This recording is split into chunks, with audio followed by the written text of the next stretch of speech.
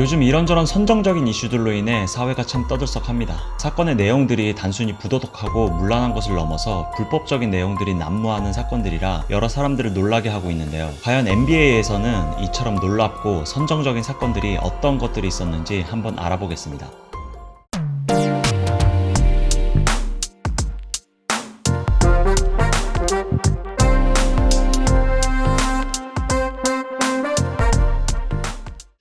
일단 좀 약한 것부터 시작해보자면 첫 번째 사건은 2011년 플레이오프로 거슬러 올라갑니다. 당시 전 시즌 챔피언이었던 레이커스는 3핏을 달성하기 위해서 달려가고 있었는데요. 플레이오프도 두 번째 시드로 올라가면서 나름 3번 연속 우승을 할 수 있는 전력이라는 평가를 받고 있었는데 달라스와 맞붙은 세마이 컨퍼런스 파이널에서 정말 터무니없게 스윕을 당하면서 탈락을 하게 됩니다. 물론 다들 아시다시피 그 시즌이 덜크 노비스키의 인생 시즌이었지만 레이커스가 한 번도 못 이길 정도가 절대 아니었거든요. 저도 기억하는 게 당시 레이커스가 이길 거라는 평이 더 많았습니다. 근데 터무니없게 레이커스가 4경기 연속 발리고 탈락을 하게 된 거였습니다. 그러면서 이제 한간에 레이커스 내부에 문제가 있다는 소문이 나오더니 매버릭스와 했던 시리즈 동안 라커룸에서 선수들끼리 주먹 싸움까지 있었다는 보도가 나옵니다. 그러면서 터진 소문이 당시 파워가솔의 약혼녀였던 실비아 로페즈 캐스트로와 레이커스 팀 동료였던 셰넌 브라운이 바람을 폈다는 내용이었습니다. 그 내용의 디테일을 좀 살펴보자면 코비 브라이언트가 자기 와이프인 베네사한테 파워가솔이 약혼녀 놔두고 여기저기서 바람을 피고 다닌다는 식으로 얘기를 했나봐요. 그리고 그거를 코비 와이프가 실비아한테 야 너 약혼남 바람 피고 다닌대 라고 전했나봐요. 그래서 이 두 여자가 이제 싸움이 난 거였습니다. 그리고 그 싸움 후에 코비 와이프가 화가 나서 실비아의 비밀을 다 폭로하겠다면서 실비아가 다른 레이커스 선수들과 부적절한 관계고 특히 셰넌 브라운과는 여러 번 잠자리를 가졌다고 폭로를 해버린 겁니다. 그것도 그 시즌 도중에. 그리고 이 소문이 결국 플레이오프 시작쯤에 파워가슬의 귀에 들어가게 되고 라커룸에서는 이제 셰넌 브라운과 주먹 다짐으로 이어지게 된 거죠. 그렇게 팀의 케미는 무너지게 되면서 이제 3번 연속 우승이라는 대업적으로 이룰 수 있었던 레이커스는 홈코트 어드밴티지가 있었음에도 불구하고 달라스에게 4번 연속 패배하면서 시즌을 마무리하게 됩니다. 이후 파워가슬과 실비아는 헤어지게 되었고 셰넌 브라운은 이제 트레이드 되었으며 파워가슬은 그 결혼 실패 후에 아직까지 총각으로 남아 있습니다.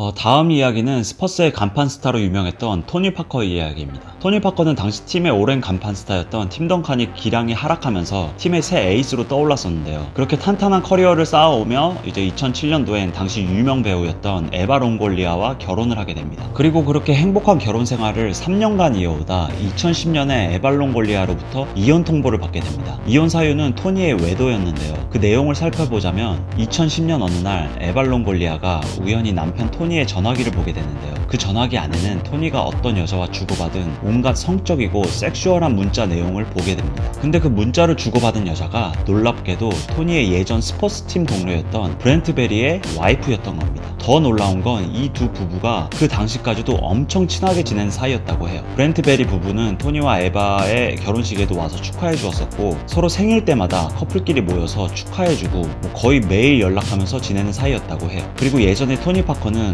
우리는 마치 한 가족 같다면서 친분을 과시하기도 했었다고 합니다. 이후 토니는 그런 문자를 주고받은 건 맞지만 실제로 절대 신체적인 관계는 없었다면서 부인하였지만 결국 에바 롱골리아에게선 이혼을 당하고 브렌트 베리 부부도 결국 이혼을 하게 됩니다. 그리고 이런 선수들의 사생활에도 신경을 많이 쓰던 스퍼스 감독이었던 포포비치도 이 얘기를 듣고 너무 화가 나서 토니 파커를 트레이드 해버리겠다고 했지만 이 사건이 터지기 바로 일주일 전 토니 파커는 팀과 4년간 500억 재계약을 맺었었고 포포비치는 이 계약만 아니었으면 바로 트레이드 시켰을 거라고 얘기했다고 합니다. 하지만 이후에 토니 파커는 다행히 농구에만 몰입하면서 결국 2014년 팀이 우승하는데 큰 기여를 하게 되었습니다.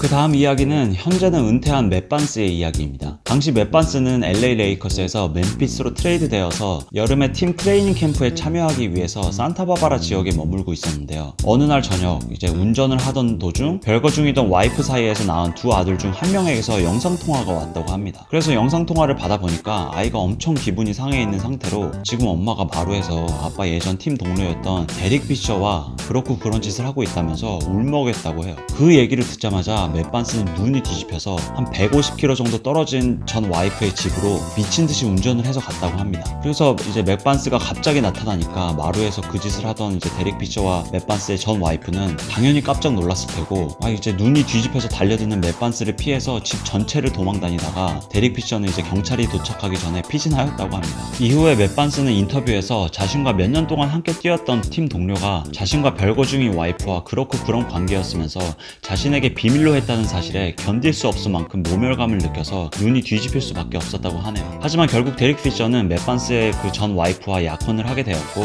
지금은 맥 반스와도 오해를 풀고 쿨한 사이로 남게 되었다고 합니다.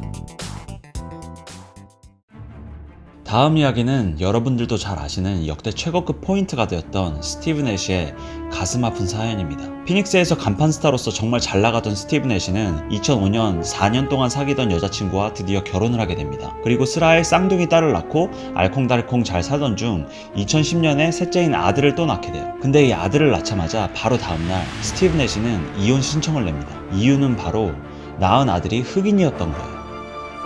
내시도 캐나다 출신의 백인이었고 와이프도 백인인데 아들은 흑인이었던 겁니다. 이 반전 사건의 내막을 보자면 스티브 내시의 아들이 탄생하기 몇 개월 전부터 스티브 내시의 와이프가 스티브 내시의 팀이었던 피닉스 선즈 선수들과 부적절한 관계를 맺고 다닌다는 루머가 퍼져 있던 상황이었다고 합니다. 그래서 흑인 아들이 태어나자마자 팀 동료들 중 누군가와 불륜으로 태어난 거다라는 루머가 퍼지고 처음으로 의심받았던 선수는 리안드로 발보사였다고 해요. 근데 그렇게 아이 아빠에 대한 소문들이 퍼지던 중 피닉스 선즈가 갑자기 팀에서 주요 득점 선수였던 제이슨 리차드슨을 트레이드해버립니다. 아무런 이유 없이. 이제 그렇게 사람들은 숨겨졌던 아이의 아빠를 찾게 되었고, 스티브 내시는 내 거인 듯 내 거 아닌 내 거 같은 그 아들이 태어나자마자 이혼을 하게 되면서 씁쓸한 상황을 견뎌야 했다고 합니다.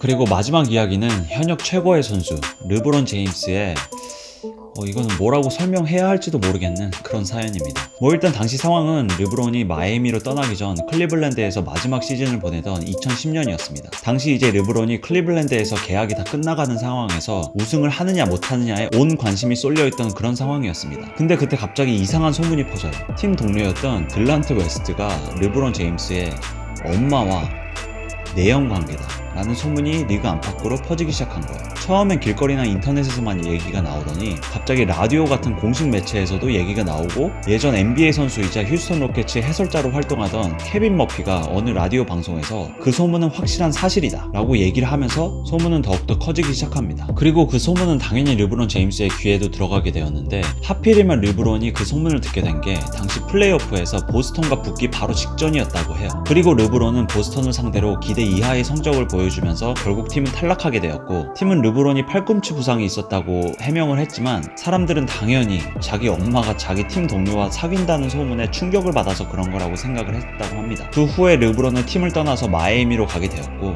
들란테는 그 이후 아들을 낳게 되었는데 그 아들의 이름을 자신의 이름을 따서 들란테 주니어라고 지으려고 했다가 말았다고 해요. 그 이후로는 나중에 아들이 학교에서 야, 니네 아빠 르브론 제임스 엄마랑 사귀었다면서 라고 친구들한테 놀림을 받을까봐 두려워서 였다고 합니다.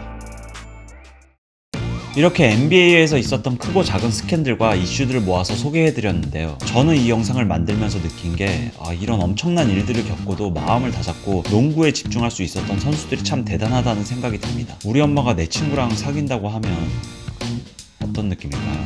저는 상상도 안 되는데 혹시 아시는 분들 있거나 비슷한 아픔을 겪으신 분들은 댓글에 남겨주시고, 재밌게 보셨다면 좋아요와 구독 부탁드립니다. 감사합니다.